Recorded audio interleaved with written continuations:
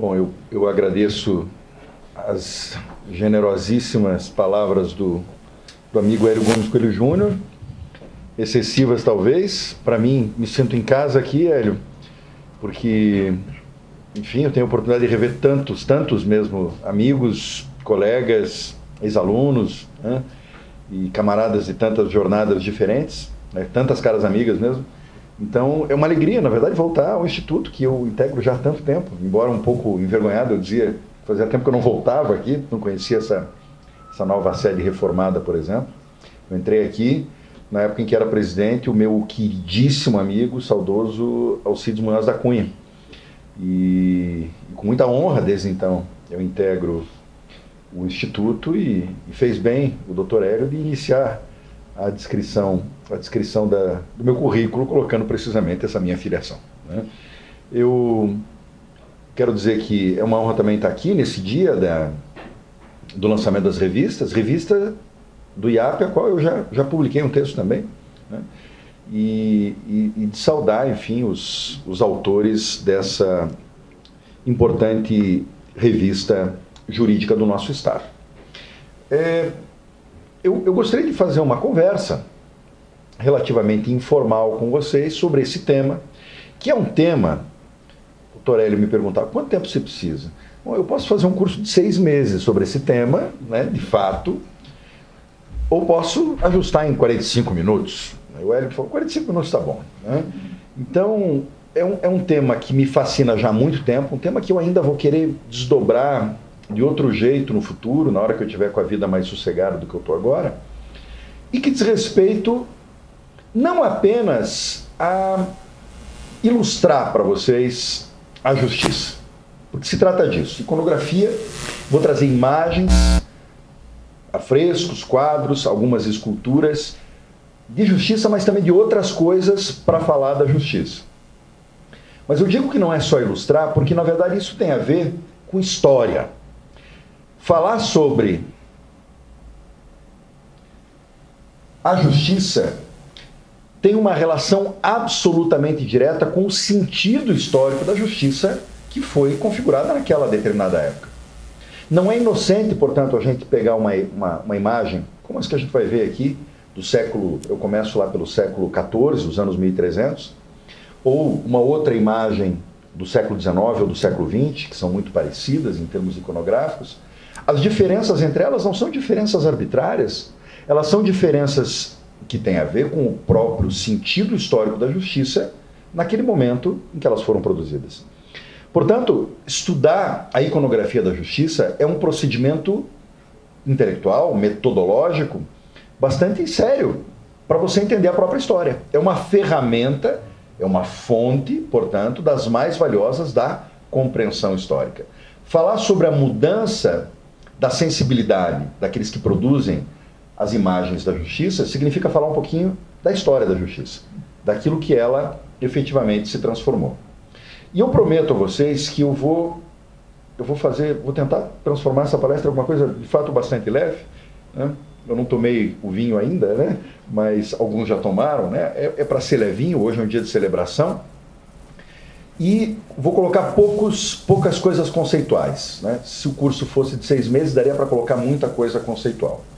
Uma delas é essa daqui, que eu tiro para falar precisamente sobre o sentido da imagem desse grande historiador do direito penal, já falecido, o Marius Bricoli, que tem um texto absolutamente clássico sobre a venda da justiça.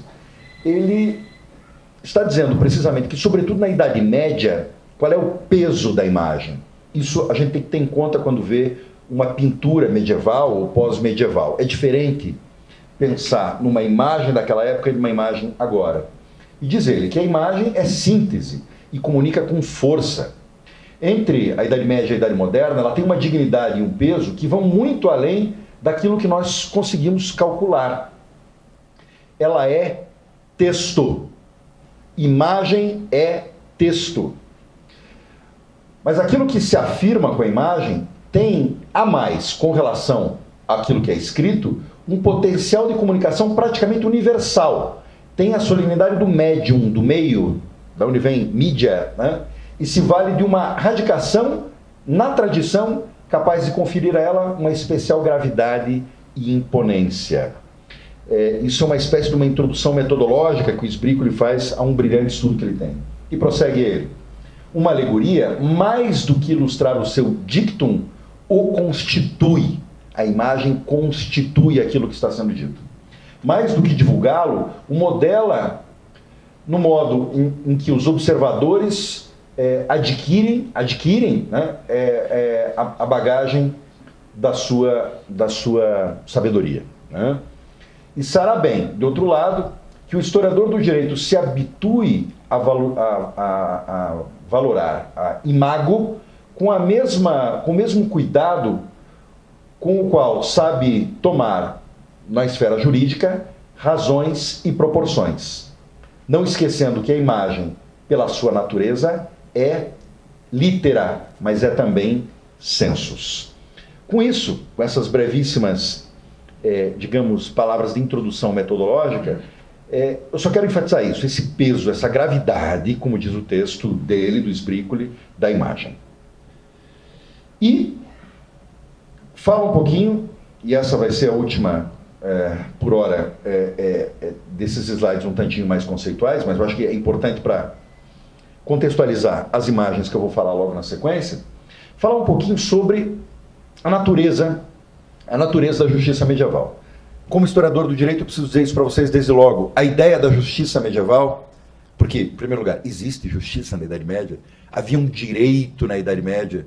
Ao contrário do que muitos pensam, a Idade Média tem, não só no âmbito do direito, no âmbito cultural em geral, mas no âmbito do direito em particular, uma densidade, uma espessura tremenda.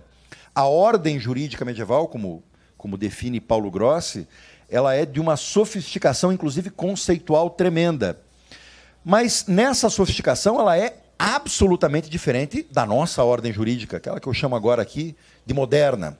Ela tem características qualitativamente diferentes. Existe, de fato, uma grande ruptura entre a ordem jurídica medieval e a ordem jurídica moderna.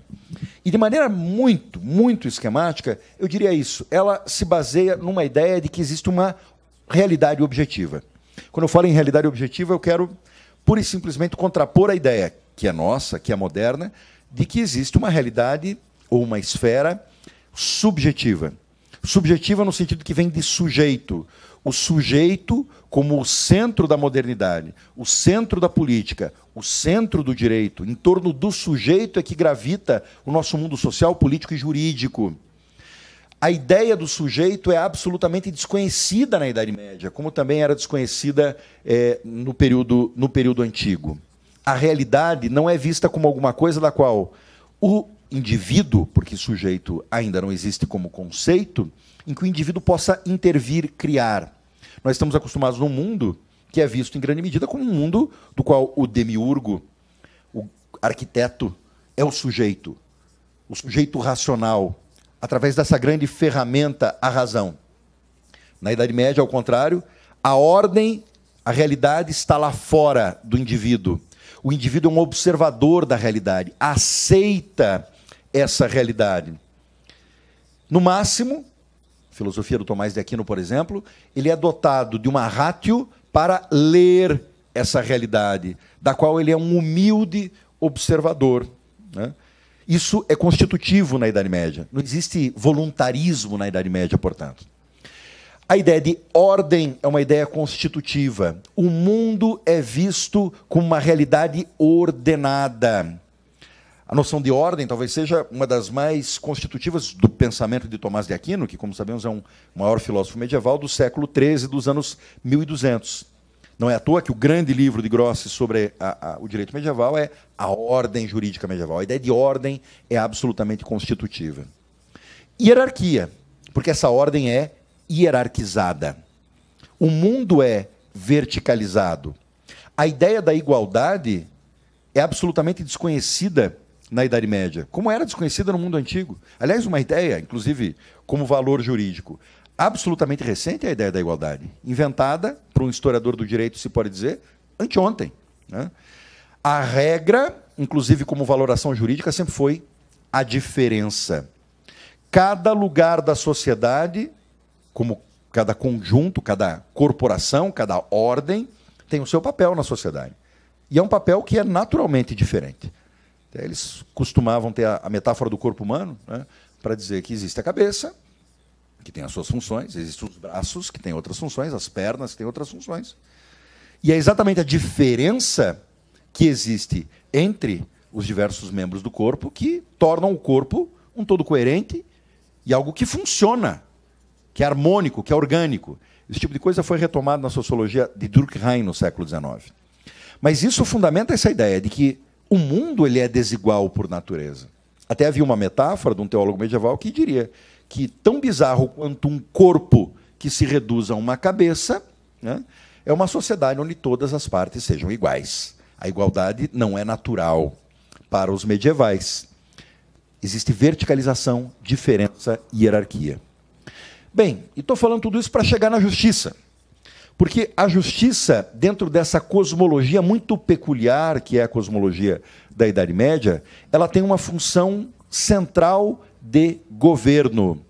A ideia de governo é uma ideia um pouco estranha na Idade Média, né? A ideia de governo, de função executiva, tal como nós conhecemos, ela começa a ser desenhada ainda muito de modo incipiente no século XVIII pelos alemães, né? E o direito administrativo, como sabemos, nasce só no século XIX. Também é um jovem ramo, um ramo do direito, né? Então, aquilo que era governo na Idade Média tinha a ver, sobretudo, com exercer a justiça de um modo ordenado.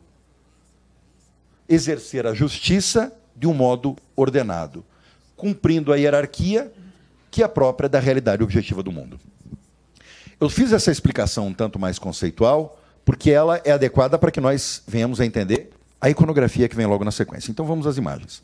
Primeiro essa, que é de, na verdade, um pouquinho pós-medieval, mas ainda no espírito da Idade Média, que é uma esfera tivitatis. Aqui não está dando para vocês verem, mas aqui o que está no centro da esfera é a Justitia Immobilis. A justiça está exatamente no centro dessa esfera, onde tem a facúndia, a clemência, a religio, a fortitudo, a fortaleza, a coragem, a prudência, a maestas e por aí vai.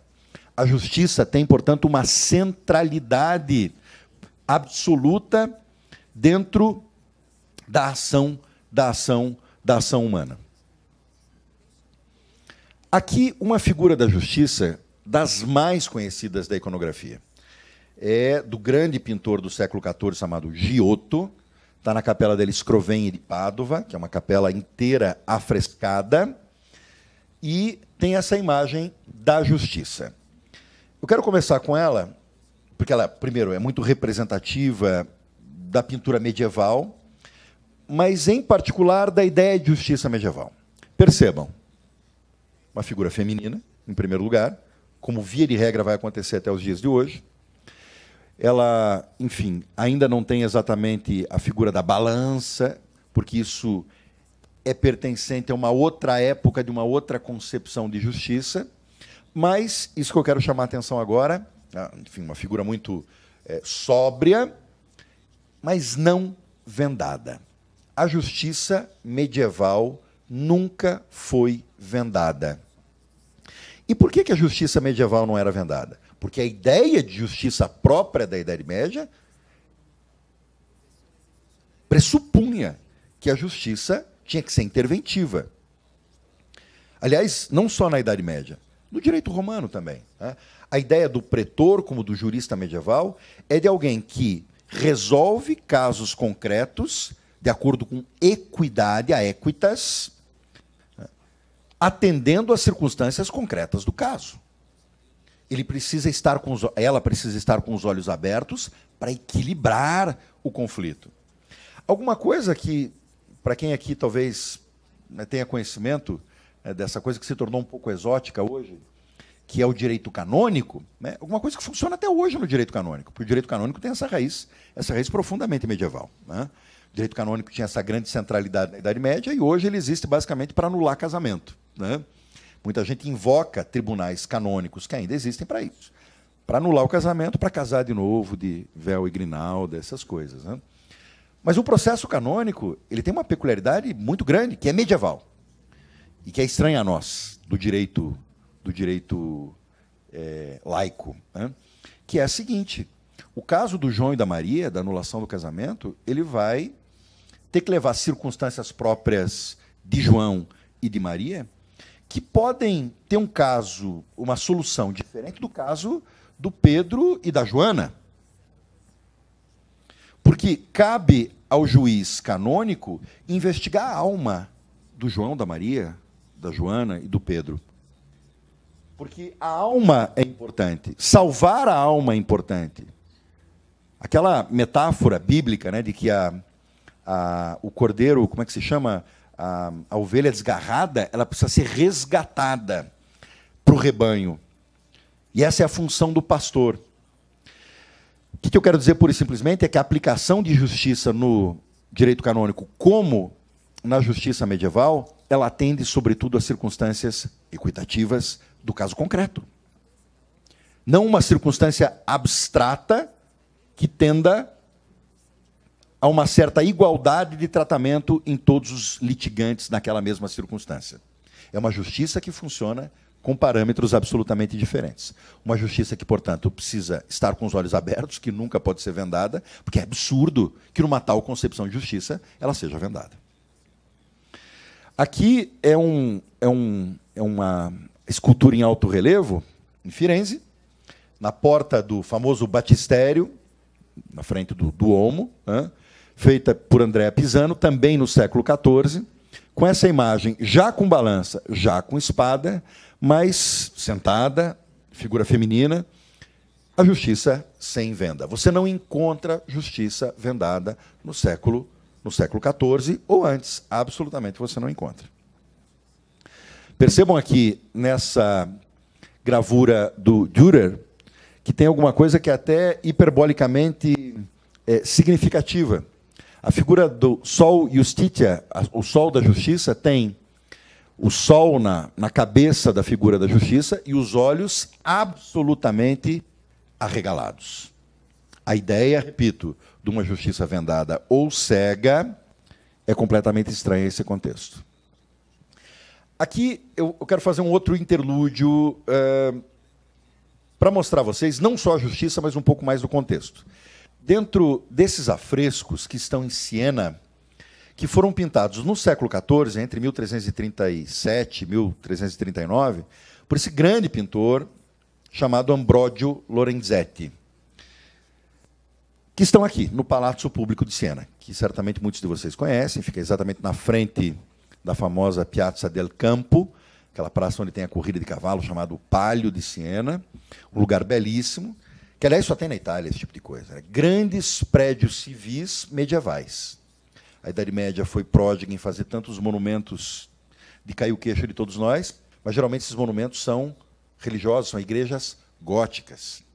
Na Itália, onde teve essa cultura comunal, essas cidades com um governo precoce com relação ao resto da Europa, existiram grandes prédios civis de governo. É o caso do Palazzo Público de Siena.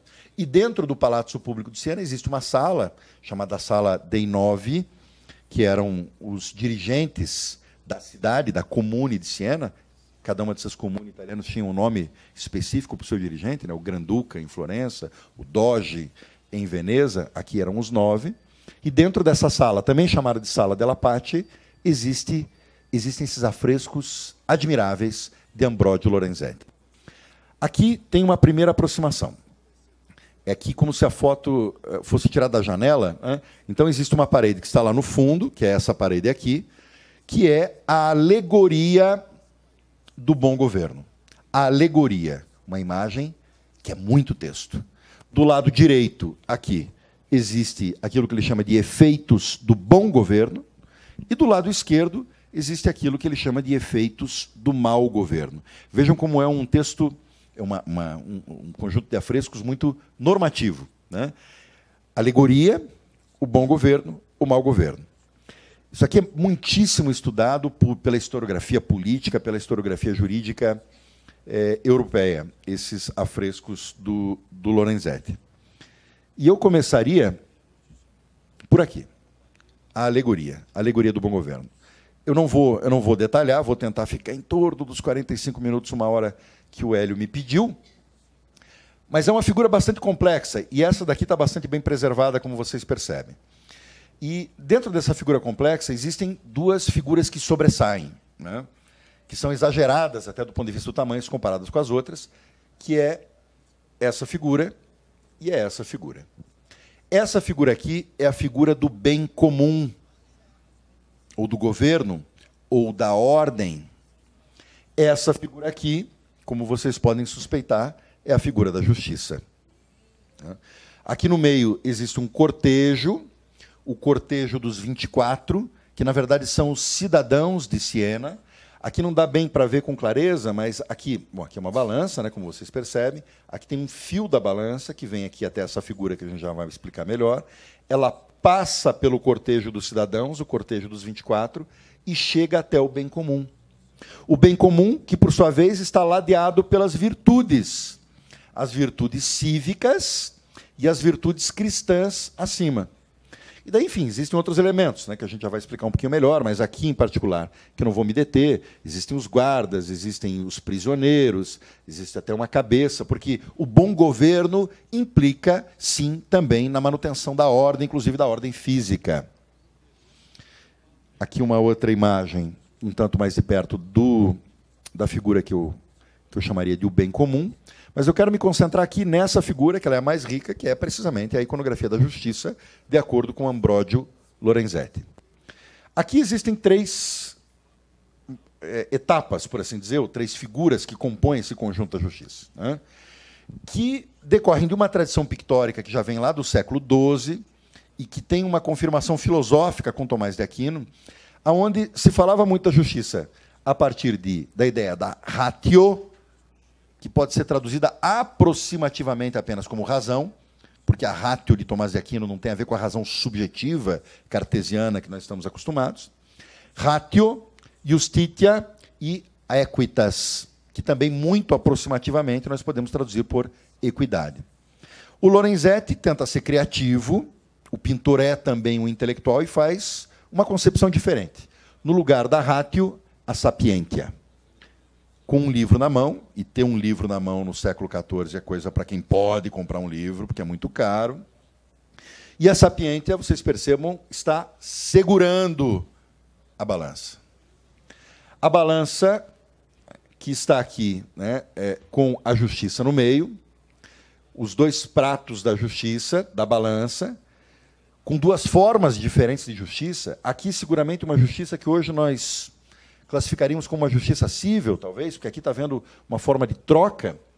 Aqui uma justiça que nós chamaríamos de uma justiça penal, provavelmente, porque está havendo ao mesmo tempo uma punição e uma premiação. A ideia da sanção premial é alguma coisa muito, muito própria também da ideia de justiça medieval. Mas o que eu quero chamar a atenção aqui na figura da justiça, além sempre do fato dela ser mulher, de ser uma mulher sóbria, sentada e sem venda, é que, além de não estar vendada, ela atua com os seus polegares nos pratos da balança. Ela equilibra a balança da justiça com os seus dedos. Ela intervém, portanto, na balança da justiça. Por isso mesmo que ela precisa estar sempre com os olhos bem abertos para saber o que ela está fazendo. Aqui embaixo, ao invés da equitas, temos essa figura da concórdia, na composição do Lorenzetti. A concórdia está com o quê aqui no colo? Um instrumento que em italiano se chama piastra, cuja tradução hoje, né, seria de um nível, que é aquele instrumento que nós temos na construção civil. Sabem qual é? Né? Aquele que tem como que chama, uma bolinha, né, uma gotinha no meio, para demonstrar exatamente se as coisas estão perfeitamente retas. A piastra era uma caixa onde tinha uma areia tremendamente fina e seca que, com qualquer movimento, a areia corria. Era um instrumento também da construção civil, porque quando não estava correndo a areia é porque ela estava reta.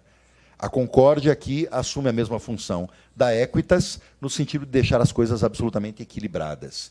Uma figura bastante complexa, bastante estudada, mas bastante típica da justiça medieval. Eu vou passar mais rápido aqui nas outras figuras. Aqui é uma das virtudes civis que estão do lado do bem comum, a paz. Mas a paz está deitada sob as armas, aqui as armaduras. Aqui uma outra das virtudes, e eu só sempre trago ela porque eu considero essa uma das virtudes tão esquecidas na modernidade, e particularmente na contemporaneidade, que é a temperança, que era uma virtude ciceroniana, tão cultivada, seja na Antiguidade, seja na Idade Média. E, enfim, do lado esquerdo temos o mau governo. Esse é um afresco que está bastante estragadinho, como vocês percebem aqui. Aí eu vou passar bastante rápido aqui. Aqui é apenas para mostrar que quando a alegoria não é seguida, né, dentro daquele modelo que foi mostrado até agora, existe confusão, desordem. Aqui é Siena. Quem conhece Siena sabe que isso aqui está muito familiar, né? É noite, é escuro, mas tem confusão. Percebam que tem corpos, né, provavelmente altercações. E aqui, eu só digo que essa aqui é uma composição que está exatamente daqui para cá. Eu não consegui achar uma figura de conjunto sobre os afrescos, os efeitos do mau governo. Aqui tem essa figura, ao invés da figura do bem comum, na alegoria, que está ladeada, né, por vícios, ao invés de virtudes. Aqui, os vícios da avareza, da vanaglória e da supérbia. E quem é esse personagem que está ali no centro? Esse é o tirano. Aqui eu quero mostrar também uma parte que eu não consegui pegar na visão de conjunto, que abaixo do tirano existe essa figura amarrada, submissa, submetida. Qual é essa figura? A justiça. Quando há mau governo, a justiça está submetida. E não há ordem, não há bom governo, não há bem comum. Quando a justiça está amarrada, não há bem comum. Amarrada no sentido de submetida, submissa, né? Percebam a figura do tirano. Tirano, sobre o qual existe uma literatura vasta, inclusive na Idade Média. O famosíssimo Bartolo de Saxoferrato, né, talvez o maior jurista medieval, tem um tratado sobre a tirania. O tirano é aquele que subverte a ordem natural das coisas, aquela ordem objetiva sobre a qual eu falava.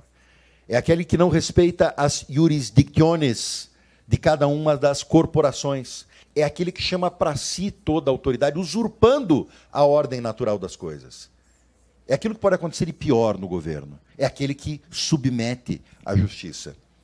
Não por acaso o Lorenzetti pinta com chifre feio, vesgo, né, com dentes caninos, etc. Aqui é outra parede, que está bem preservada. Aqui são os efeitos do bom governo. E eu cumprimento o Dr. Tarcísio, meu querido amigo. E aqui, nessa visão de conjunto, eu já faço, quero passar bem rápido aqui, percebam só que tem uma muralha no meio, a muralha de todas as cidades medievais, aqui o lado da cidade, aqui o lado do campo. Vamos começar vendo bem rapidamente aqui esse lado de cá, que é o lado da cidade. Aqui uma primeira, enfim, uma primeira imagem antes da recuperação, né, e aqui depois. Vejam que há também uma imagem complexa, porque tem muita coisa acontecendo. Só vou chamar a atenção de uma coisa. A pintura medieval é sempre sacra. A religião é praticamente a protagonista sempre da arte pictórica medieval. O que é formidável aqui, nesses afrescos do Lorenzetti, é que a religião é praticamente inexistente. Aquilo que existe de religião aqui é apenas esse registro aqui do lado do Duomo e do campanário, o campanile, de Siena, né, que são exatamente os mesmos, né, preservadíssimos, belíssimos, até hoje. Mas essa é uma cena mundana de bom governo. Eu vou analisar muito rapidamente algumas cenas. Eu vou começar por aqui, por essa. Aqui está tendo o quê? Está tendo um casamento, os noivos, um cortejo, e aqui uma botega. Porque quando há ordem, quando há bom governo, com justiça, as pessoas casam, as pessoas estão na botega, estão bebendo, estão jogando, inclusive, né? Aqui, um pouquinho à direita, né, de vocês, existe a festa. Mulheres que estão dançando de mãos dadas, alguma aqui está com um instrumento na mão, está cantando. Isso, para quem faz história do trabalho, Torélio, Torlúcio, é muito interessante, porque nós estamos acostumados à ideia de que, numa sociedade de bons cidadãos, se trabalha, que tem muito a ver com a ética protestante, né, que, enfim, acontece sobretudo a partir do capitalismo, né?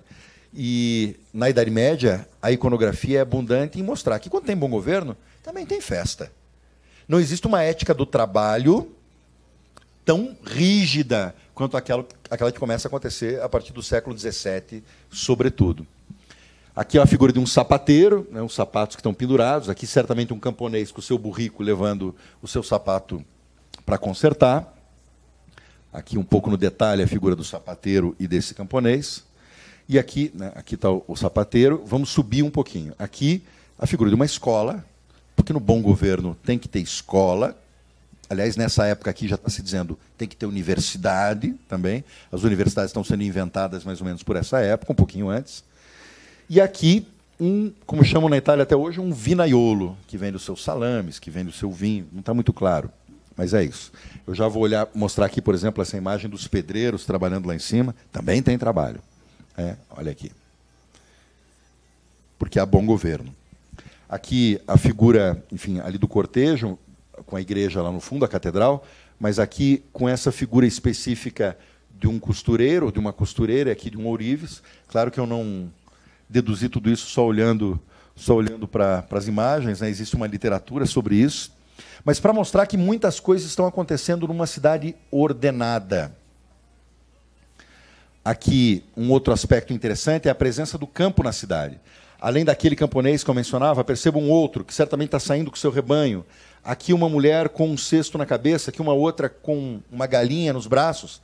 O campo vem para a cidade, certamente para fazer suas trocas, suas aquisições, e vice-versa. Aqui, de novo, a visão de conjunto, que nós vamos olhar agora o campo. Mas antes, aqui a visão do campo.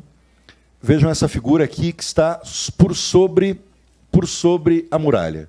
É a figura da segurança, que tem nas mãos uma inscrição e essa figura do enforcado aqui.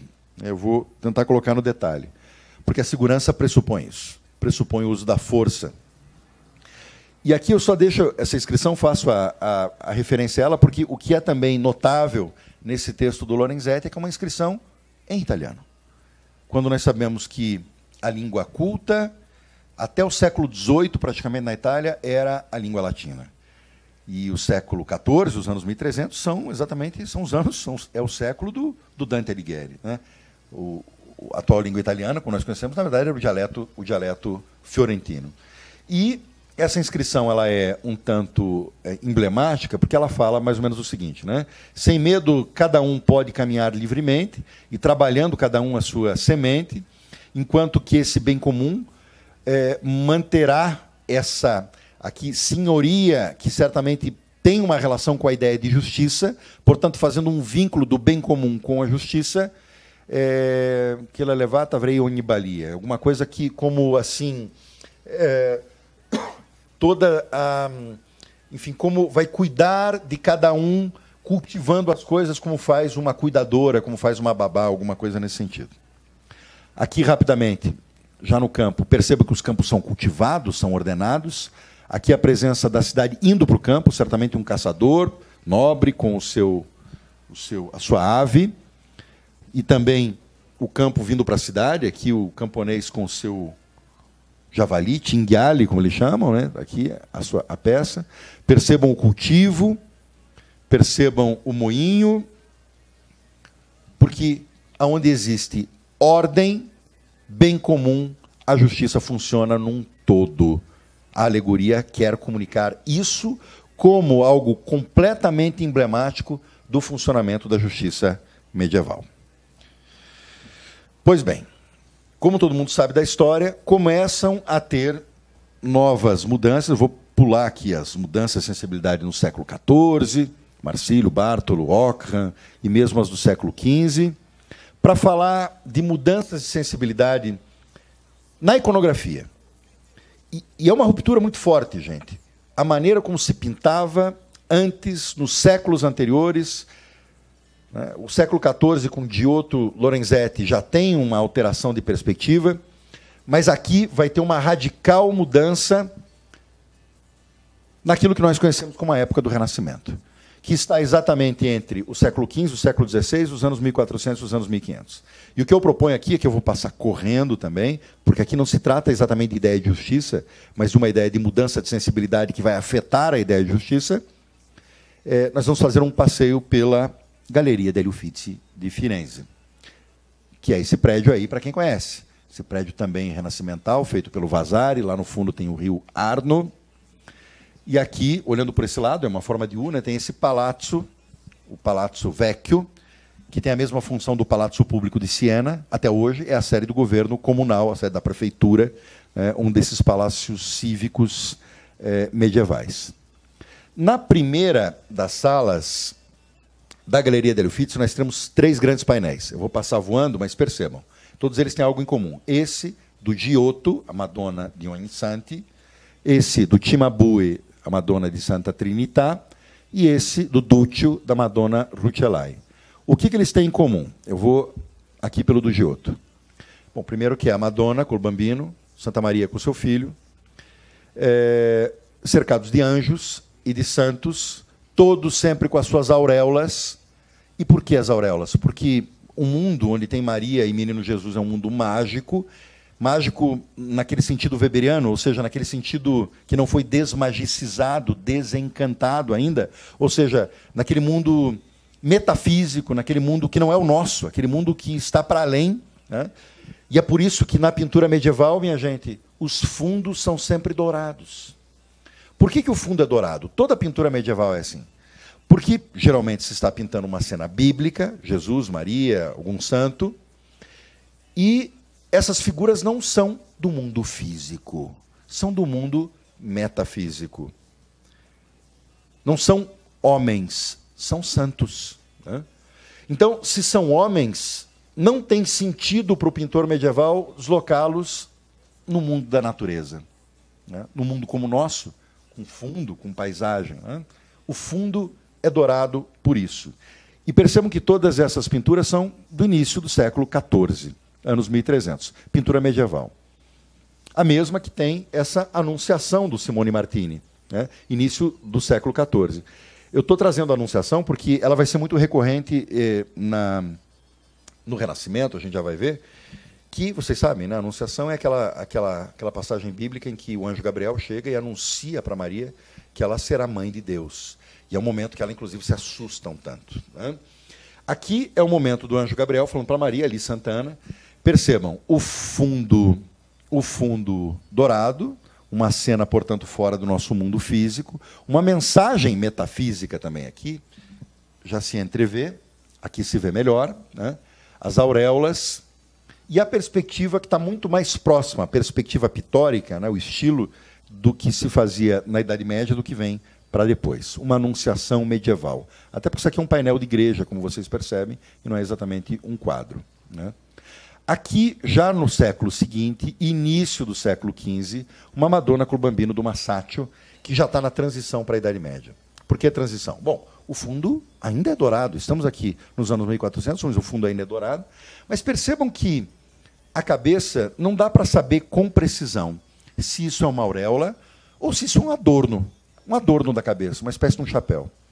O Botticelli, lá na frente, vai pintar muito, como nós veremos, esse tipo de adorno.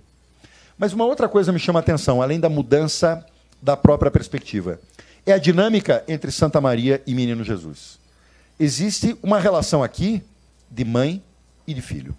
Percebam que ela está meio que acariciando o seu filho, enquanto o seu filho está abraçando a sua mão. É uma dinâmica humana, não divina. Aqui coloco essa figura que é fundamental do Piero della Francesca, o Duca de Urbino. Ela é revolucionária porque é considerado o primeiro quadro do Renascimento. O que ele tem de tão revolucionário? Primeiro, o naturalismo. Pintou um sujeito importante, o Duca de Urbino, né, tal como ele é, ou seja, muito feio, né? Percebam, não aliviaram nas rugas, na sua papada, nas suas pintas, no seu nariz adunco, porque aqui, inclusive, isso também é revolucionário, está diante de um outro estilo, o estilo do retrato, que é alguma coisa que a Idade Média não conhecia. Aqui, seguramente, é um sujeito muito importante que paga um pintor muito importante para ter a sua própria imagem. Em segundo lugar, isso lhe chamou a atenção certamente, é que agora existe um fundo natural. E não existe um fundo dourado. Existe uma paisagem, que é a paisagem, seguramente, em torno de Urbino. Na verdade, ele pagou para fazer, ele e a mulher dele, em trajes bastante aristocráticos, né? Aqui, o Filippo Lippi. Percebam, aqui muito claramente, a auréola foi substituída por um adorno, por uma espécie de véu na cabeça. Aqui já é uma Madonna com Bambino e Angeli, com o menino e anjo, numa dinâmica que é muito familiar, e de fundo para uma janela. Já não tem o fundo dourado, é como se Santa Maria, o anjo, o menino Jesus, estivessem no nosso mundo. Aqui o Perugino, um dos grandes mestres do Renascimento, que pinta uma Pietà. A Pietà é mais conhecida pelas esculturas, né, que foram feitas, sobretudo pelo Michelangelo, mas ela é uma coisa muito recorrente do Renascimento, justamente porque é uma cena muito candente, né? Quer dizer, a cena de Santa Maria descendo o seu filho morto da cruz, é uma cena de forte emoção, mas é uma cena também de Jesus semidesnudo, e, portanto, que dá para enfatizar muito a figura do corpo humano, porque isso é alguma coisa muito própria dessa época, e dessa mudança de sensibilidade, portanto, que está acontecendo agora. A paisagem ao fundo, aqui já começam os Botticelli, a Madonna del Magnificat.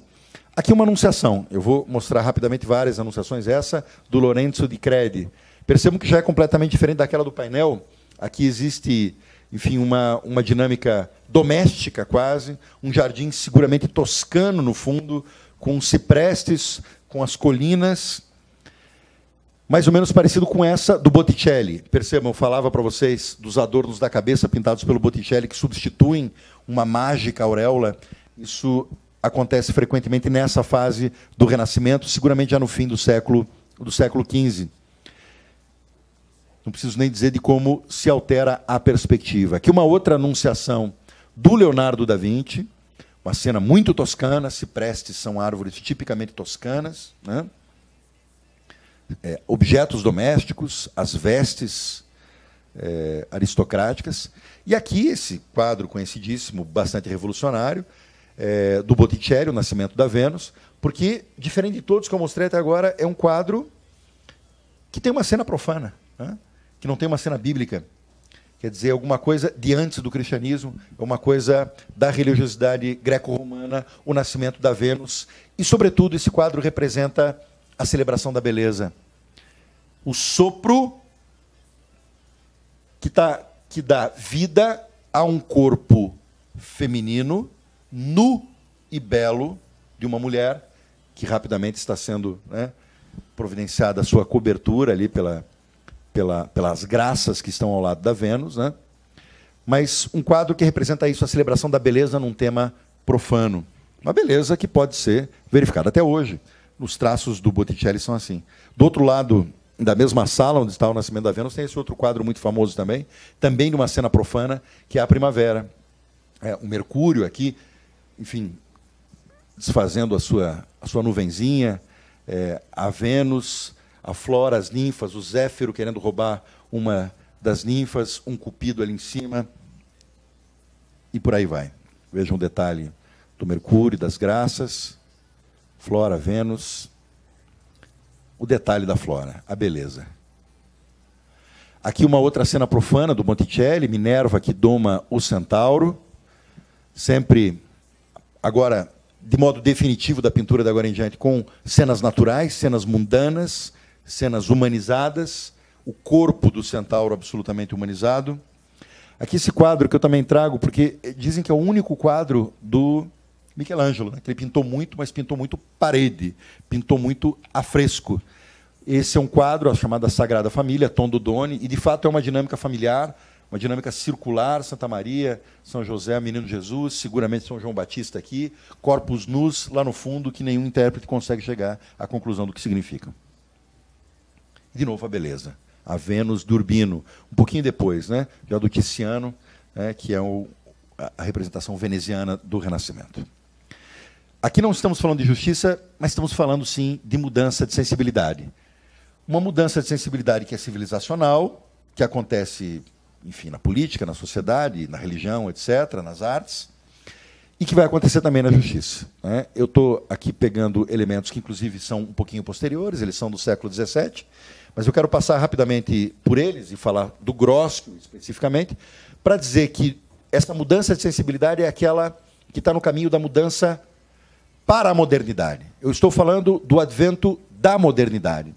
Um advento de um novo tempo que deixa aquela Idade Média, sobre a qual falamos até agora, decididamente para trás, e que traz novas sensibilidades que esse momento, no passeio da Galeria degli Uffizi, demonstrou, me parece, com bastante precisão.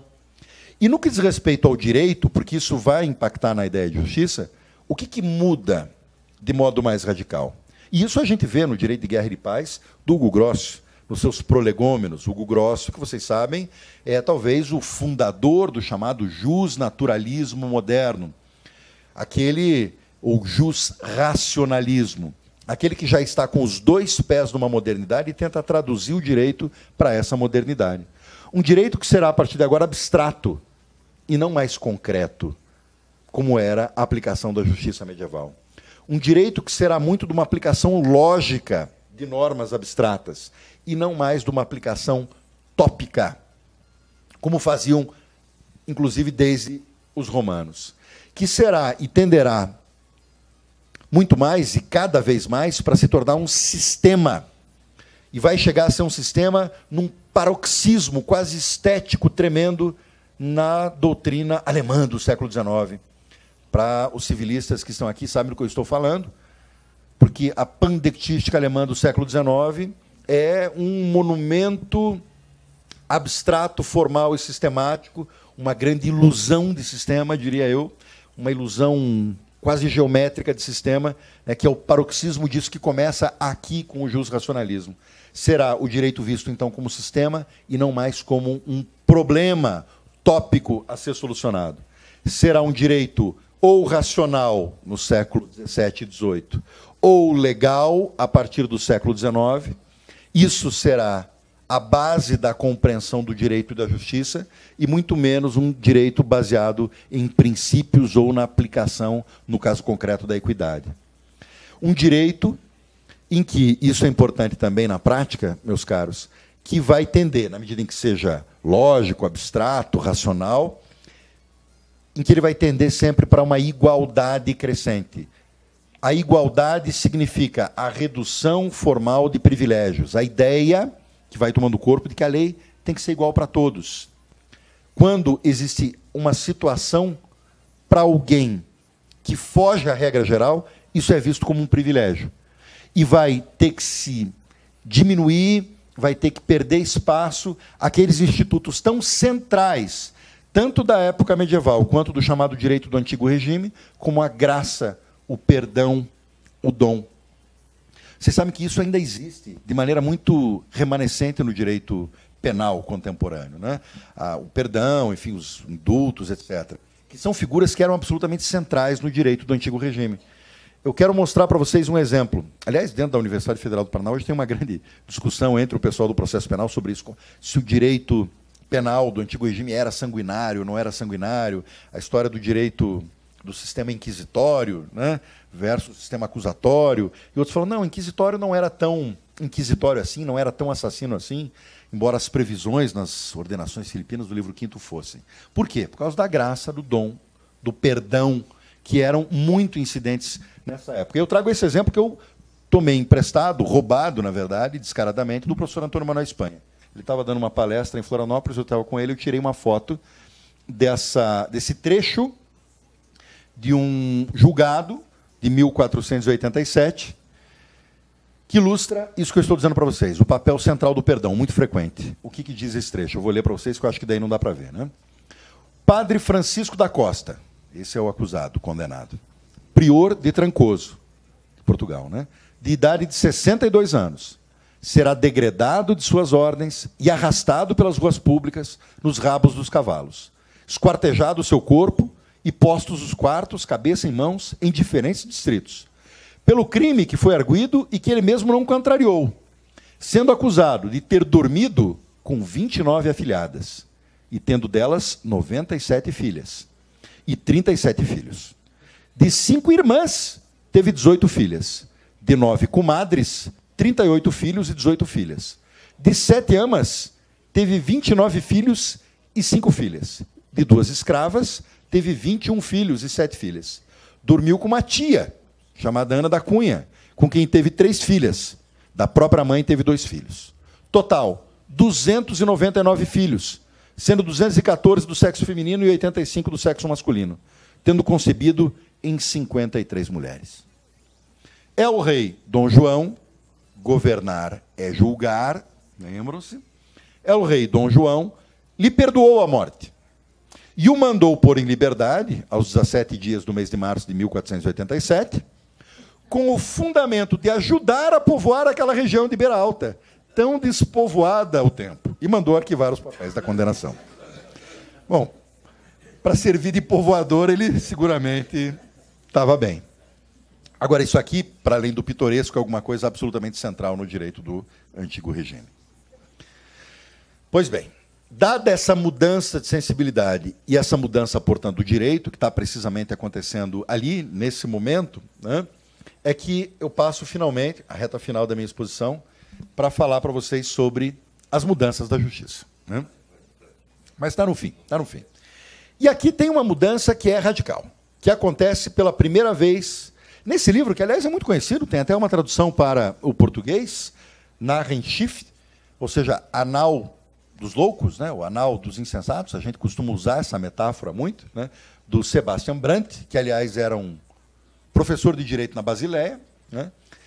E que, aliás, como era muito comum nesses livros na época, tinha uma série de ilustrações. Essas ilustrações talvez tenham sido feitas, inclusive, pelo Dürer. E, no meio delas, existe essa gravura. Essa gravura que toma o seguinte nome. O louco venda a justiça. Existe um louco, percebam pelo chapéu, né, que está colocando provocativamente, de uma maneira bufa, de uma maneira a ridicularizar a ideia da justiça, está colocando essa venda. Né? Então, percebam, na história iconográfica da justiça, ela é vendada pela primeira vez por um louco, num livro que está colocando isso de um modo explicitamente satírico. Né? Essa é uma gravura do finalzinho do século XV, 1494. Dentro dessa mesma toada satírica, nós encontramos essa gravura de 13 anos depois, que está nesse grande compêndio, né, a Constitutio Criminalis Bambergensis, enfim, dentro daquilo que nós chamamos na história do direito da communis opinio, esses grandes compêndios da opinião comum dos doutores, em que essa gravura é designada também satiricamente de o Tribunal dos Juízes Maus. 1507, gente. 1507. O Tribunal dos Juízes Maus. E aqui tem uma inscrição em alemão, me perdoem porque o meu alemão não dá para o gasto, que eu vou ler aqui a tradução para vocês.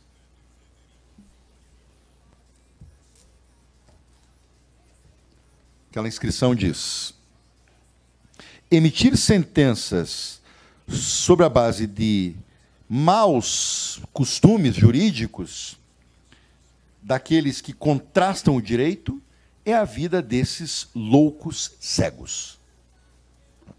Percebam que esses maus juízes, esses loucos cegos, estão todos, satiricamente também, vendados.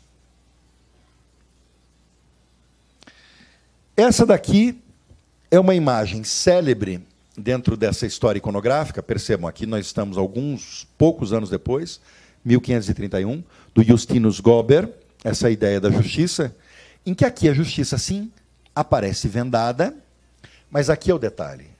Ela aparece vendada não mais com finalidade satírica. Ela é vendada porque se firmou, dentro das mudanças de sensibilidade que estão acontecendo nesse momento, a ideia de que a justiça eficaz, que produz equilíbrio na balança da justiça, deve ser cega. Essa, portanto, é a primeira gravura da justiça cega não satírica. Estamos em início do século XVI. Aqui, mais ou menos contemporâneo, um pouquinho depois, uma década e pouco depois, essa estátua que é muito famosa, que está em Berna, né? A justiça com os poderosos aos seus pés. Uma justiça também vendada. Percebam. Aqui, olhada de outro ângulo.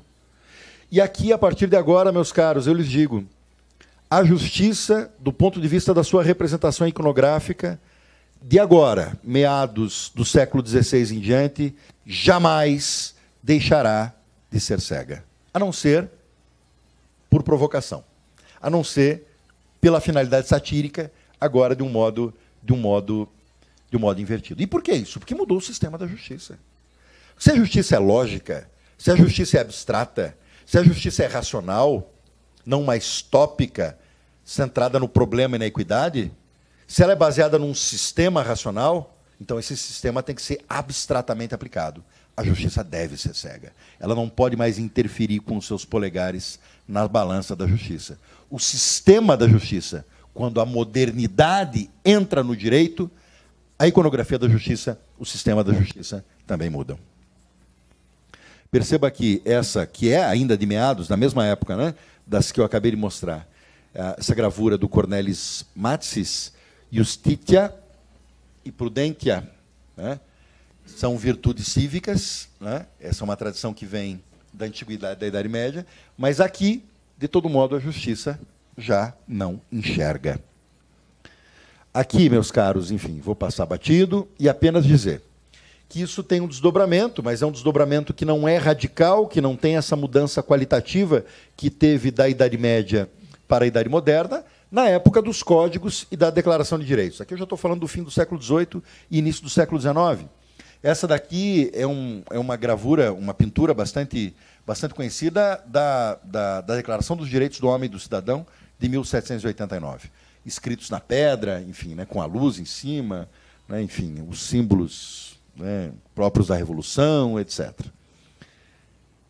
E aqui não exatamente uma imagem da justiça, mas uma imagem que, aliás, ficou bastante célebre, que circula muito até hoje, sobretudo, né, nos livros mais engajados, né? Eu me lembro que o livro do Eric Hobsbawm sobre a Era das Revoluções colocava precisamente esse quadro na sua capa, que é A Liberdade Guiando o Povo, do Eugène Delacroix, que, se não me engano, é dos anos 30 do século XIX, 1830, e que demonstra o quê? Essa é uma figura muito rica, embora as pessoas olhem muito para ela e não busquem decodificar. A imagem da liberdade, mulher, de novo, com a bandeira da França, com a mão direita, né? Porque a França revolucionária é aquela que está trazendo a emancipação para a humanidade inteira. A Declaração dos Franceses de 1789 não é a declaração para os franceses, né? É a declaração dos direitos do homem e do cidadão, de qualquer lugar. Por quê? Porque elas são universais, porque são baseadas na razão. A razão é universal, a razão não é alemã, francesa ou italiana, a razão é do homem. E só se falava do homem, né? Não existe no léxico se falar em mulher nesse momento da Declaração de Direitos. Ela leva a bandeira da França na mão direita e uma espingarda na esquerda.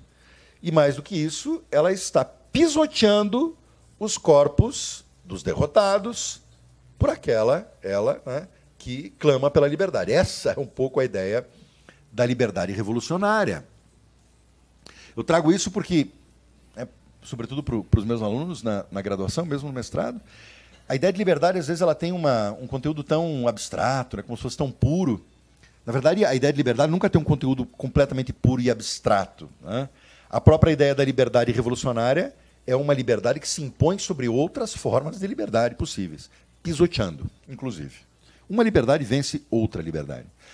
Aqui eu falo só rapidamente, enfim, essa é uma foto do código na sua versão inicial, do famoso Código Civil Napoleônico, o primeiro código.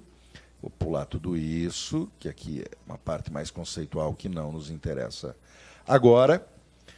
Mas apenas digo que a ideia de direito e de justiça que vem buscando ser dessacralizada, laica, racional, porque é assim que a justiça pós-Revolução Francesa vem, né? É assim que o século XIX embala os códigos, que são embaladas as constituições. Elas, apesar de se dizerem dessacralizadas, elas, desde o início, sacralizam outros mitos. Aqui nós temos o Napoleão, né? O Napoleão, esse quadro aqui é também da primeira metade do século XIX. O que esse quadro nos diz? que Napoleão está fazendo? O Napoleão parece que está saindo de uma tumba. Só falta dizer que ele está saindo da tumba depois do terceiro dia, né? E com uma luz em torno da cabeça, né? Existe uma mitologização da figura do príncipe. O príncipe pode ser, como foi muito nesse período, Napoleão, essa figura tão forte na história, mas pode ser um parlamento, pode ser o legislador, pode ser o Estado-nação, essa figura que toma o novo papel do demiurgo, do criador, assim como o código toma o novo papel que antes era das Sagradas Escrituras. Existe, na verdade, a gente deveria ter mais tempo para a gente aprofundar, uma remitologização. Aquela história de que vamos romper com a religião para começar a razão, é alguma coisa que não se vê exatamente no processo histórico ao longo do século XIX. Existe a ressacralização de antigos mitos, que, aliás, é alguma coisa que o Carl Schmitt, né, na teologia política, nos anos 1920, já falava de maneira bastante clara. Aqui uma outra representação interessante da iconografia napoleônica, né? O Jean-Baptiste Moses. Aqui o que é? Napoleão sendo coroado pelo tempo. Cronos, atrás, está para coroar Napoleão. E o que Napoleão está fazendo? O que ele está fazendo? Ele está escrevendo na pedra o quê? O seu código. Vocês sabem que o Napoleão dizia, né, que ele dizia que seria lembrado não pelas batalhas que ganhou, mas sim pelo código que ele escreveu. Isso ele considerava, pessoalmente, como a sua grande e maior realização. E ele considerava, efetivamente, que o código dura para sempre, que o código é eterno. E os franceses, até hoje, né, apesar de terem modificado tanto o seu Código Civil, o primeiro, né, de 1804, eles têm muito esse orgulho de dizer que o código deles ainda está vigente, completamente desfigurado, mas ainda vigente. Quer dizer, no fundo, ainda tem essa coisa do... Existe uma razão que sobrevive ao desgaste dos tempos, né? Uma razão que, obviamente, que o historiador do direito jamais vai poder acreditar nisso, uma razão que é eterna, uma razão que é imutável. Napoleão acreditava nisso. Por isso que ele queria escrever o seu código na pedra. Essa iconografia é muito emblemática. E isso faz com que a imagem de justiça própria desses tempos, do século XIX, a época da codificação e depois, não transformem a iconografia da justiça tal como foi feita a partir do século XVI. Aqui foi uma foto que eu mesmo tirei lá na Faculdade de Direito da UFPR. Né? Estava na sala da direção, né? em que foi feita... Isso aqui é um quadro, né, de alunos formados. É porque eu não vi, Hélio, se uma dessa tinha aqui, é capaz que tivesse a foto do pânfilo da Assunção. Que, inclusive, eu quero dizer que quando a universidade fez o seu centenário, em 2012, né, a gente fez um levantamento documental e tinha muita coisa do pânfilo, que é um personagem efetivamente único. Esse sujeito ainda precisa ser estudado, merece algum tipo de biografia. Né? É um personagem único dentro, eu acho, da nossa história. De qualquer modo, vejam, uma imagem do início do século XX, né, de uma justiça com a sua balança sempre vendada. E, claro, né, aquela imagem que o Hélio mencionava antes, aqui já uma imagem da época de construção de Brasília, naturalmente, ou talvez um pouco depois, né, a justiça na frente do Supremo Tribunal Federal, sem a presidente Carmen Lúcia, naturalmente, né, mas que representa essa continuidade da ideia de justiça sobre a qual nós falávamos. Provocativamente, eu quero lhe dizer, para concluir, que tipo de ideia ou de imagem de justiça, no futuro, será que nós pensaremos que será mais adequada a esses tempos tão exóticos, vamos chamar assim, que nós vivemos, né? Essa imagem, que é do século XVI, do Dannreuther, numa época, enfim, que a justiça estava sendo vendada para valer, ela tem essa coisa muito única na iconografia, que é a justiça bifronte. Uma justiça que olha para cá, mas é uma justiça que, ao mesmo tempo, olha para lá. Aqui, eu dizia da existência de, enfim, de imagens da justiça, ou esculturas da justiça provocativas. Essa que também está na sala da direção da Faculdade de Direito é uma delas, na medida em que... Aqui tinha uma espada, gente, foi quebrada aqui o bracinho da justiça, mas é uma justiça sem venda, bastante exótico.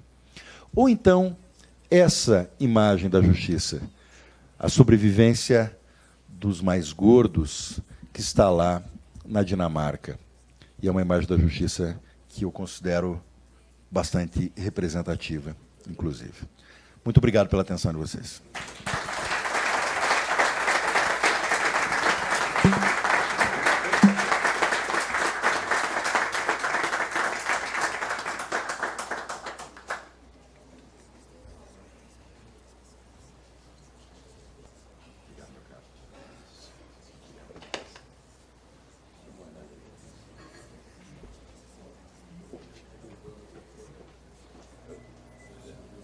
Ricardo Marcelo, posso lhe afirmar, e penso ter autorização dos nossos ilustres associados e convidados, de que recebemos uma das melhores aulas da história do Instituto. E olha que é um Instituto centenário.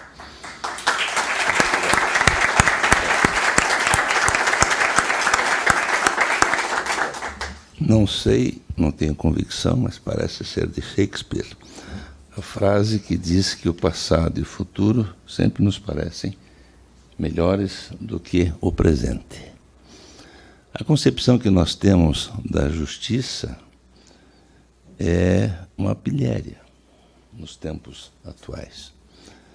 A sua provocação de que imagem teremos no futuro da justiça, penso que será sem as vendas. Porque, com os olhos vendados, temos visto que a nossa justiça efetivamente não é efetiva. Nós temos aqui, meu caro, o hábito de conversar, e a sua palestra foi uma belíssima aula, e eu deixo a palavra à nossa plateia para que indaguemos o ilustre reitor. Lembrando, meu caro, que recebemos, há alguns meses atrás, através do nosso ilustre cônsul da Hungria, que nos prestigia, a presença do reitor da mais antiga universidade da Hungria, que é de 1635, se não me falha a memória, a Universidade de Elte. E eu posso dizer ao senhor que, quando recebemos aqui o reitor da Universidade Húngara, ele nos fez uma exposição usando a literatura. O senhor fez uma exposição mesclando imagens, conceitos e também a literatura. Meus caros, temos aí a oportunidade de indagar um dos mais ilustres associados do nosso instituto, o reitor da Universidade Federal do Paraná. A palavra está em aberto. Por favor. Magnífico reitor. Magnífico reitor, parabéns pela palestra e exposições, muito rica. Só que quando o reitor colocou ali as imagens referentes à psique, não pude deixar batido uma informação que eu tenho sobre a psique aqui do estado do Paraná. Tem ali a Praça do Homem Nu, né, com o totem e com o obelisco, né, e tem a mulher sentada. Não sei se o professor, como historiador, como profundo conhecimento do direito da história, tem conhecimento que aquela era para ser a psique no Tribunal de Justiça do Paraná, e por algum outro motivo ela acabou sendo transferida e desvirtuada. Parece que foi contratada pelo presidente do Tribunal de Justiça na década de 70, e por alguns outros motivos ela foi transferida para lá. Estamos no conhecimento de justiça, de psique, né, e do judiciário, só que eu só ouço falar, né? Nunca vi uma confirmação, uma comprovação histórica. Então, nesse diapasão, né, no seu assunto, é possível o reitor me corrigir ou adequar os fatos em relação à psique e à mulher que tem ali na Praça do Homem Nu? Eu sinto, Kleber, eu ouvi algum rumor sobre isso agora, recentemente, nesse contexto esquisito que a gente está vivendo, sobre nudez e as controvérsias que daí vem, né? Que, aliás, se fossem incidentes aqui nessa palestra, deveriam fazer com que eu tirasse algumas das imagens que eu coloquei, né? Aquela mulher da justiça e da prudência, aquilo poderia ser um tanto obsceno para algum gosto. Eu vi uma conversa sobre isso, né? Mas eu não tenho esse conhecimento, eu nunca fui atrás da história da mulher nua. Palavra em aberto. Eu queria cumprimentar ao Ricardo Marcel, que nos proporcionou uma palestra formidável. Nos proporcionou aqui um encantamento com a sua cultura, com o seu conhecimento da arte, da história do direito, e que realmente fez, como diz o Hélio, com que esse instituto tivesse uma das suas grandes aulas de direito e algo que será inesquecível até para todos nós. Falou sobre tantos artistas, eu lembrei até do Caravaggio, sabe, porque não foi citado, mas que tinha um fundo negro nos seus quadros normalmente e que talvez merecesse aí alguma consideração pela alma que ele tinha e pela figura controvertida que ele era. Mas quero dizer também, eu fazia aqui também de pronto também o agradecimento profundamente da nossa antiga diretoria por ter lançado esses livros tão importantes que tratam da liberdade de expressão, do Código de Processo Civil, uma homenagem, inclusive, ao Alcides Munhoz da Cunha, que foi realmente um grande presidente desse instituto. Mas eu só queria fazer esse registro e dizer que fiquei encantado aí com essa sua palestra, com a sua aula. Muito bem. Obrigado, querido amigo Lúcio. Alguém mais? Professor Rapner. Parabéns. Aula brilhante. A Faculdade de Direito tem uma disciplina que não é tão prestigiada quanto a História do Direito, que é Direito Comercial. E a gente estuda Direito Comercial dos anos, lições de italianos como Francesco Galgano, na sua História del Diritto Commerciale, que o direito comercial nasce e vive como uma categoria histórica. E há muitos exemplos do direito comercial e muitas figuras do direito comercial. E me ocorreu duas perguntas para te fazer, uma ligada à minha disciplina e outra não. O direito comercial foi um direito que tinha uma justiça diferente dessa que você retratou, mas nem por isso ausente das imagens. As feiras medievais, a riqueza de cores, e tivesse os quadros dessa propriedade, os cheiros das feiras medievais sempre estiveram presentes. E há uma projeção da justiça que nasce na Idade Média e que vem para a atualidade, que é a dimensão da justiça arbitral. Vai lá, naqueles juízos consulares, que a justiça se realizava com expedição. É essa uma figura que deve ser incorporada como parte da justiça, a despeito de não vir com essas imagens tão vigorosas que você mostrou, mas que, de certa forma, ilustrou institutos jurídicos que vieram se aperfeiçoando sob o sol dessa justiça arbitral, né? Essa é quais as imagens que a gente escolheria. E a segunda era imaginar o professor Ricardo Marcelo Fonseca em 2500, mais ou menos, dando uma aula como a de hoje, né? Quais as 3 imagens que você projetaria nesse telão cibernético de 500 anos para retratar o que é a justiça que evoluiu da Idade Média para hoje e que evoluirá daqui mais 500 anos e que você escolheria? Por acaso, durante a tarde, eu recebi talvez uma das projeções, que foi uma das bizarras discussões do Supremo Tribunal Federal entre o Gilmar Mendes e o Luiz Roberto Barroso. Será que isso é aquele conjunto de loucos da Idade Média que vai ser projetado em 2500 para retratar a justiça de 2017? Obrigado. O reitor parabéns. Parabéns. Parabéns. Acho que a tua abordagem foi genial, fantástica. Muito obrigado. O reitor diz que só falará após ouvir o seu advogado. Bem, Dado, queridíssimo amigo, colega de docência lá da Faculdade de Direito, brigadíssimo pelas tuas palavras. E antes de entrar até nas tuas provocações teóricas, né, que são ótimas de se pensar, eu só quero registrar isso, né, que no fundo a história do direito e do direito comercial não são tão distantes assim. Eu acho que eu já tive uma vez a oportunidade de te dizer, se não tive, te digo agora, que talvez um dos textos mais belos que eu já li de um jurista em toda a minha vida, né, até aqui, foi precisamente de um jurista do direito comercial, Túlio Ascarelli, né? Ele tem um texto chamado Antígona e Pórcia, que eu quis traduzir já, só que os direitos de tradução não estão liberados ainda, e eu não consegui essa liberação, que seguramente, para mim, é o texto mais precioso, tanto na forma, quanto na erudição, quanto no conteúdo, né?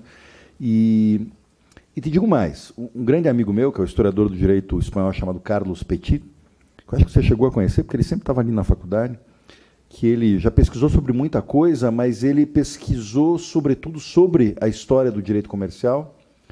Ele sempre repete que a história do direito mais rica e mais pulsante, na opinião dele, e ele é o maior historiador do direito espanhol contemporâneo, é precisamente a história do direito comercial.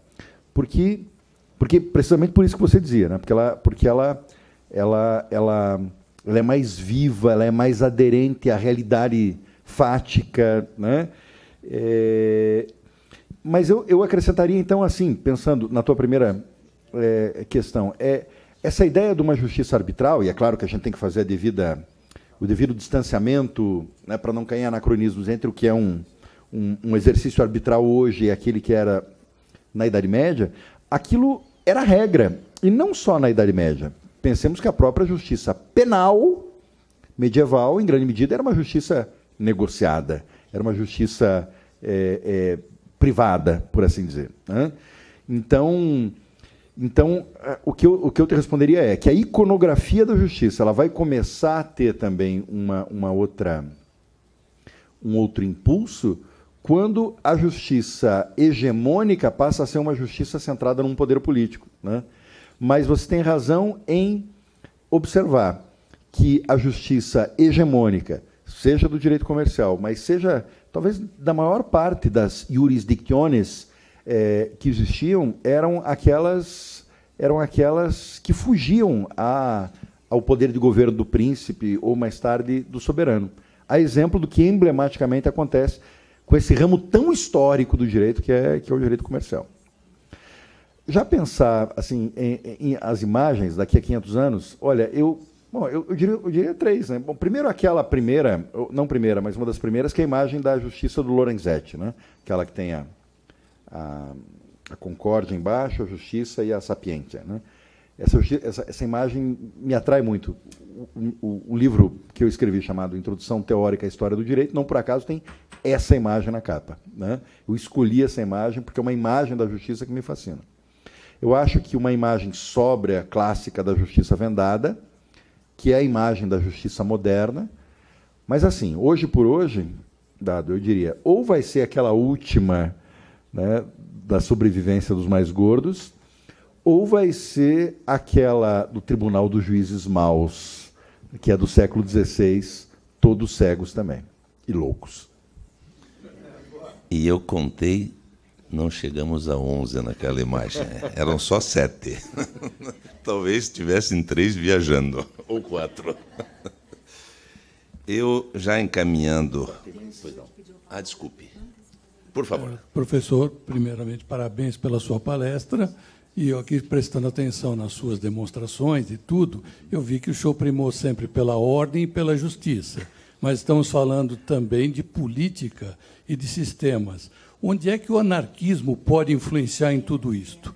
Os sistemas anárquicos existiram paralelamente a toda esta evolução. Eles tiveram algum efeito? Eles nunca foram retratados? Não que eu conheça. Até porque eu acho que o anarquismo... A primeira coisa que eu escrevi na minha vida foi sobre anarcossindicalismo, né? Um livro chamado A Greve de 1917 em Curitiba. Foi a primeira greve de Curitiba. A primeira greve... na verdade, teve uma greve dos sapateiros em 1906, mas foi uma greve pequena. A greve para valer, com quebra-quebra, completou 100 anos esse ano, tal como o Instituto, é a greve geral de 17. Aliás, esse livro que eu publiquei, que eu escrevi, olha como eu estou ficando velho, Tarcísio, eu escrevi esse livro em 1990, foi publicado uma edição em 96, e esse ano agora, a propósito centenário, vai sair ainda uma segunda edição. Então, eu já me interessei um dia na vida, né, o jovem Ricardo, que ele está lembrando aqui, nossa, ele é conhecido como homem de esquerda, etc. Né? Enfim, né, é tão difícil classificar essas coisas hoje, né, Marília? Mas assim... Mas o senhor sabe por que disse isso, né? Mas nessas minhas antigas incursões, eu não achei nada. Até porque a minha intuição diz assim, que um anarquista, o que ele mais queria fazer com uma imagem da justiça e do poder era arrebentar e destruir. Né? Eu acho que ele não, eu acho que seria uma contradição em termos, uma produção anarquista de uma ideia de justiça, a não ser que fosse de fato para satirizar. Né? Alguém mais quer usar a palavra? Eu faria uma solicitação a José Lúcio que viesse à mesa para receber uma pequena homenagem do Instituto pelo lançamento das duas revistas, e essa homenagem ao Lúcio será exatamente a entrega dos livros pelo nosso ex-presidente às mãos do nosso reitor. Tenha bondade, Lúcio. Muito prazer. Muito obrigado, meu caro. Obrigado.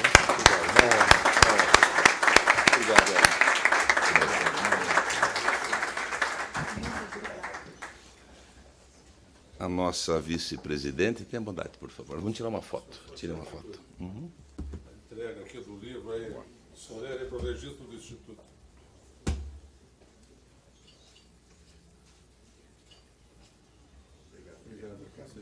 Tenha bondade, Lúcio, por favor.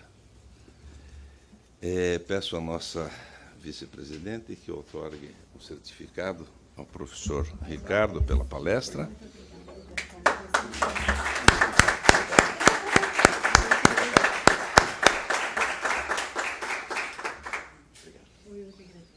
E ao nosso prezado diretor Tarcísio, que só chegou no horário que o senhor presenciou, porque fazia a representação do nosso instituto em outro evento da Sociedade de Advogados. Caríssimo Tarcísio, faça a entrega, então, do livro do centenário.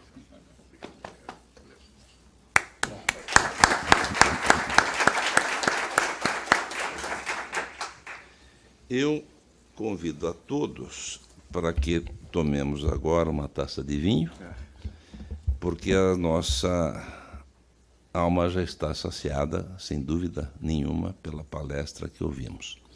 Vamos, então, tomar um vinho, e eu faria agora uma proposta ao nosso ilustre associado e reitor da Universidade Federal, que as nossas duas instituições se juntem e preparem um trabalho sobre o Pânfilo da Assunção. Perfeito. Nós fizemos um pequeno estudo e, como o senhor bem afirma, há sobre ele várias informações, todas elas esparsas. Esse estudo, e aí está a Leila, minha esposa, foi até à procura de herdeiros, e encontramos 2 deles no interior do Rio Grande do Sul, mas não tivemos possibilidade de contratá-los para que aqui estivesse. Penso que um dos fundadores da universidade e o fundador do Instituto merecesse, das duas instituições, um estudo que resultasse na produção de uma obra. Não faltará empenho do Instituto de procurar um parceiro para que faça um investimento nessa obra e, se possível, façamos o lançamento dela no próximo jantar dos 101 anos. Eu terminaria agradecendo a presença de todos, registrando e homenageando também o Paulo Henrique Arruda Gonçalves, meu professor na Universidade Federal do Paraná. Lá exerceu também a cátedra por longo tempo e foi de nosso instituto 2 vezes presidente. E, como dizíamos e dizemos, não alterou em meio ao primeiro mandato, o estatuto.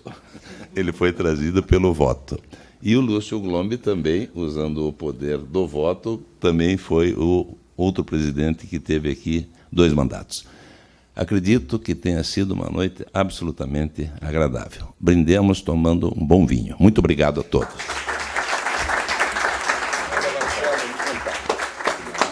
Muito obrigado. Maravilha. Maravilhoso.